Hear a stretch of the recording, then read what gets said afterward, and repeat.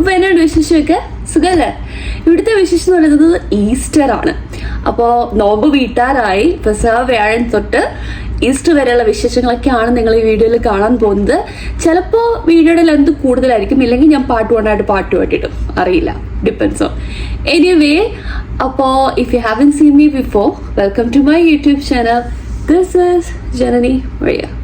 ഇപ്പോൾ റെഡി ആയിട്ട് ഇങ്ങനെ നിൽക്കുന്നത് എന്തിനാന്ന് വെച്ചാൽ പള്ളിയിൽ പോകാൻ വേണ്ടിയിട്ടാണ്. വൈകുന്നേരമാണ്.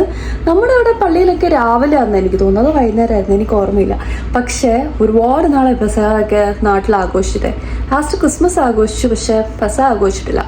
എന്താണേലും നാട്ടിൽ എത്ര സുഖമൊന്നുമില്ല. കാരണം എൻ്റെ വീട്ടിലെ ട്രഡീഷൻ എങ്ങനെയാണെന്ന് വെച്ചാൽ, വീട്ടിലെ ഫാമിലിയിലുള്ള എല്ലാവരും തന്നെ ഒരു വീട്ടിലുണ്ടാവും പെസഹ വ്യാഴാഴ്ച തൊട്ട്. എന്നിട്ട് നമ്മുടെ ഏറ്റവും ലൈക്ക് ഗ്രേറ്റ് അങ്ങനെ ഗ്രാൻഡ് ഫാദേഴ്സ് ഉണ്ടെങ്കിൽ അവരായിരിക്കും പാലും അപ്പം ഉണ്ടാക്കുക. നമ്മൾ പിള്ളേരെല്ലാവരും നിന്ന് ഹെൽപ്പ് ചെയ്യും. എന്നുവെച്ചിട്ട് പിന്നെ പിറ്റേ ദിവസം ദുഃഖവെള്ളി, ദുഃഖശനി, ഈസ്റ്റർ വരെ എല്ലാവരും ഒരുമിച്ചുണ്ടാവും.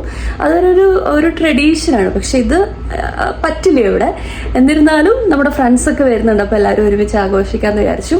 അപ്പോൾ എന്നാലും ഞാൻ ഷാരോൺ സാറിനെയാണ് വെയിറ്റ് ചെയ്തിരിക്കുന്നത്. ബിക്കോസ് ഷാരോൺ സാർ പതിവ് പോലെ ലേറ്റ് ആയിട്ടുണ്ട്. കുളിച്ചിറങ്ങി വരുന്നതേ ഉള്ളൂ. 7 മണിക്കാണ് പള്ളിയിൽ പോയിട്ട് വന്നിട്ട് നമുക്ക് അപ്പം പാലുണ്ടാക്കാം. അങ്ങനെ പള്ളിയിലൊക്കെ പോയി ഇറങ്ങിയപ്പോഴാണ് വീട്ടിൽ നിന്ന് വിളിച്ച് ഒരു ക്ലാരിറ്റി തന്നത്. അതായത് ഇപ്രാവശ്യം പെസഹ നമ്മൾ ഉണ്ടാക്കാൻ പാടില്ല എന്ന്. അങ്ങനെ ഞങ്ങൾ പെസഹ ഇപ്രാവശ്യം മിസ്സാക്കി. പക്ഷെ ഞങ്ങൾ പുറത്ത് പോയ സാധനമൊക്കെ വാങ്ങി. ബിക്കോസ് ഗുഡ് ഫ്രൈഡേ ആയതുകൊണ്ട് കടയെല്ലാം അവധിയാണല്ലോ, അപ്പം നേരത്തെ എല്ലാം പ്രിപ്പ് ചെയ്ത് വെച്ചു.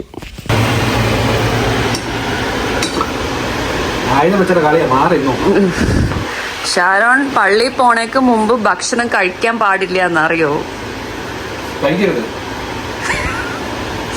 ഉപവാസം എടുക്കേണ്ട ദിവസമാണ്. പക്ഷെ വേറെ ഫുഡൊന്നും ഇല്ല. ഇന്ന് കഞ്ഞിയും പപ്പടവും പയറും. അതായത് ഇന്ന് ഗുഡ് ഫ്രൈഡേ ആണ്. ഷാരോൺ, നമ്മുടെ ജീസസ് ക്രൈസ്റ്റ് മരിച്ച ദിവസമാണ്. പക്ഷെ എന്തുകൊണ്ടാണ് ഗുഡ് ഫ്രൈഡേ എന്ന് പറയുന്നതെന്ന് അറിയോ? നല്ലൊരു കാര്യത്തിനാണ് മരിച്ചല്ലേ, അല്ല, അത് മാത്രല്ല, അതൊരു പോയിന്റ് ആണ്. നമ്മുടെ ഹ്യൂമാനിറ്റിനെ സേവ് ചെയ്യാൻ വേണ്ടി മരിച്ച ഒരു ദിവസം.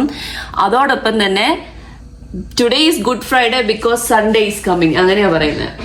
അതായത് because third day he rose again, അത് വരുന്നോണ്ടാണ് ഗുഡ് ഫ്രൈഡേ. യാ, എക്സാക്ട്ലി. അതായത് സൺഡേ ആണ് ഏറ്റവും ഇമ്പോർട്ടന്റ് ആയിട്ടുള്ള ഡേ, ഹി റോസ് അഗൈൻ. അതുകൊണ്ട് ഇന്ന് നമ്മുടെ ഫ്രൈഡേ ജീസസ് ക്രൈസ്റ്റ് മരിച്ചത്, it's for a good thing. അതുകൊണ്ടാണ് ഗുഡ് ഫ്രൈഡേ. പലർക്കും അറിയില്ല, എനിക്കും തന്നെ അറിയുന്നുണ്ടായിരുന്നില്ല.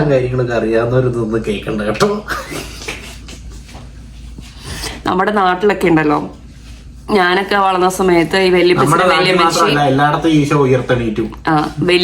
വല്യമ്മച്ചിയും ഒക്കെ ഉള്ള വീട്ടിലൊക്കെ ഉണ്ടായിരുന്ന സമയത്ത്, നമ്മൾ വളർന്ന സമയത്തൊക്കെ ഈ ഗുഡ് ഫ്രൈഡേ, ഗുഡ് സാറ്റർഡേ ഒന്നും ചിരിക്കാനോ മിണ്ടാനോ TV കാണാനോ അങ്ങനെ ഒന്നും സമ്മതിക്കില്ല. ഇവിടെ കോമഡിയൊക്കെ പറഞ്ഞ് നടക്കും. ഇങ്ങനൊന്നും ആ വീട്ടിലാണെങ്കിൽ സമ്മതിക്കുകയില്ല. നമ്മളോട് പറയുന്നത് നമ്മുടെ വീട്ടിലെ ഒരാള് ഇല്ലാണ്ടാവുമ്പോഴത്തേക്കുള്ള വികാരം എന്താ, അത്രയും അനുശോചനം നമ്മൾ ആഘോഷിക്കണം എന്നാണ് പറയുന്നത്.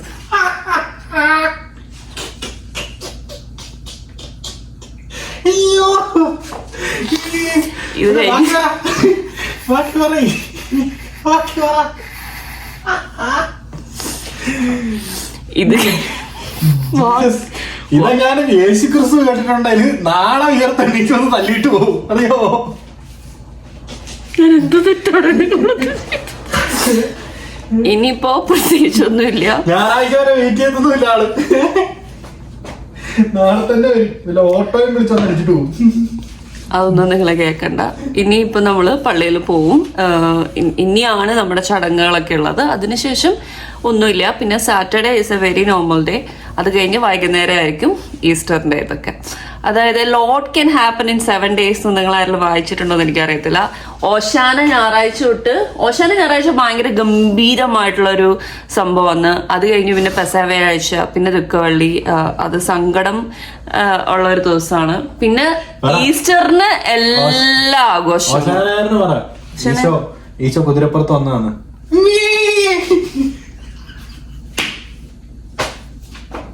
വിശ്വസിച്ചില്ലേ? സാത്താൻ കുഞ്ഞ് കുതിരപ്പുറത്തല്ല, കഴുതപ്പുറത്താ വന്നത്.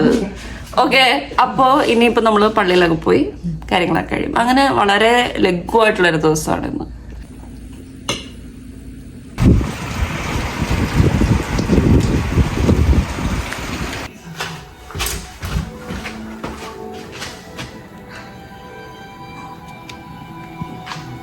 നമ്മൾ പള്ളിയിൽ പോകാൻ ഇറങ്ങിയ കേട്ടോ.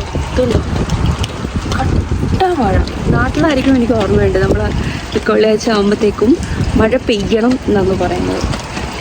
എനിക്ക് ഓർമ്മയില്ല കഴിഞ്ഞ ദുഃഖവെള്ളിയാഴ്ച എങ്ങനെയായിരുന്നു. എന്തായാലും പള്ളിയോട് പോവാം.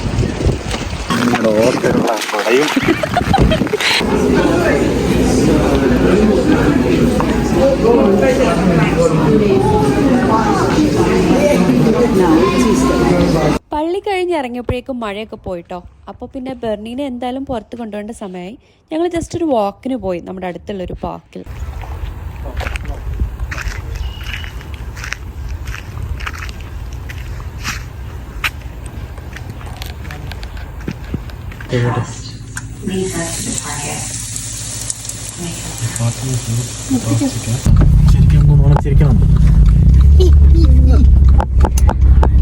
അങ്ങനെ ഈസ്റ്റർ കുർബാന കാണാനാണ് പോണത്. സമർപ്പിക്കാൻ ഞാൻ ആക്ച്വലി നമ്മള് നോമ്പ് തുറക്കാൻ പോകുന്നത് ബിവിന്റെ വീട്ടിലാണ്, ബിവിന്റെ ശ്രുതിന്റെ വീട്ടിലാണ്. പക്ഷേ ഞാൻ അതിന് വേണ്ടിയിട്ട് കുറച്ച് മീറ്റ് റോളൊക്കെ ഉണ്ടാക്കിയിട്ടുണ്ട് അവരുടെ വീട്ടിലോട് എടുത്തിട്ട് പോകാൻ വേണ്ടിട്ട്. അതിന് ഞാൻ ടേസ്റ്റ് ചെയ്ത് ആക്ച്വലി ഞാൻ നോമ്പ് തുറന്നു. പക്ഷെ എനിക്കിങ്ങോട്ട് പോരാ. ഇതിനൊക്കെ ട്രോൾ വീഡിയോ ഞാൻ തന്നെ ഇറക്കണമല്ലോ ആലോചിക്കുമ്പോഴാണ്. ഓക്കെ, അപ്പോ അങ്ങനെ കുർബാനയൊക്കെ ഉണ്ട്. നമുക്ക് നോമ്പ് തുറന്ന് ഈസ്റ്റർ ആഘോഷിക്കാം. കർത്താവ് ഉയർത്തി.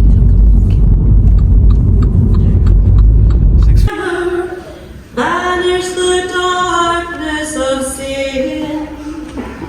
This is the night that even now throughout the world sets Christians, believers apart from.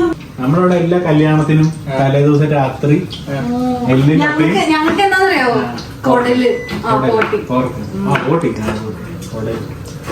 Happy Easter.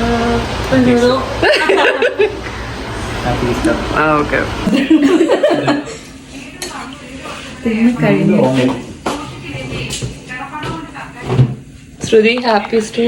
Happy Easter. Happy Easter. വീണ്ടും ഷെയറോൺ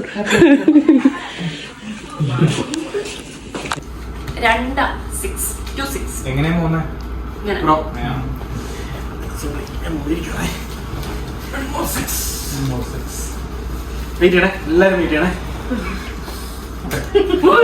അപ്പൊ ഈസ്റ്റർ ഒക്കെ കഴിഞ്ഞു, നോയമ്പൊക്കെ വീട്ടി. എൻ്റെ അമ്മ ഒരു 10 നൂറ്റാണ്ടിലേക്കുള്ള ഭക്ഷണം ഞാൻ ഒരു ദിവസം കഴിച്ചിട്ടുണ്ട്. മാറി നമ്മള് ഫ്രണ്ട്സൊക്കെ വന്ന് അടിപൊളി ടൈം ഉണ്ടായിരുന്നു. അതുകൊണ്ട് ഒരുപാട് സമയമൊന്നും എനിക്ക് വീഡിയോ എടുക്കാൻ പറ്റിയില്ല. ആകെ തിരക്കായിരുന്നു, ചെറുപടേന്നായിരുന്നു കാര്യങ്ങളൊക്കെ. പക്ഷെ എല്ലാവരും ഹാപ്പി. ഇനിയിപ്പോൾ വേണം ഒന്ന് സ്വസ്ഥമായിട്ട് ഇരുന്നു കുളിച്ച് നന്നായിട്ട് ഇനി എന്തെങ്കിലും കഴിച്ചിട്ട് കിടന്നു ഉറങ്ങാൻ. എന്നിട്ട് വേണം നാളെ തൊട്ട് വീണ്ടും ഡയറ്റ് ഇടാൻ. എന്തൊരവസ്ഥയാണെന്നല്ല ചോദിക്കാം. ഈ കഴിച്ച ഭാരമെല്ലാം കുറയ്ക്കണമല്ലോ. എന്തായാലും അപ്പോൾ നിങ്ങൾക്കും എല്ലാവർക്കും അടിപൊളി സമയമായിരുന്നു ഈ വീക്കെൻഡ്, അല്ലെ ലോങ് വീക്കെൻഡ്, അല്ലെ ഈസ്റ്റർ എന്നൊക്കെ ഞാൻ വിശ്വസിക്കുന്നു. അപ്പോൾ നെക്സ്റ്റ് ടൈം വരേക്കും ബൈ ബൈ.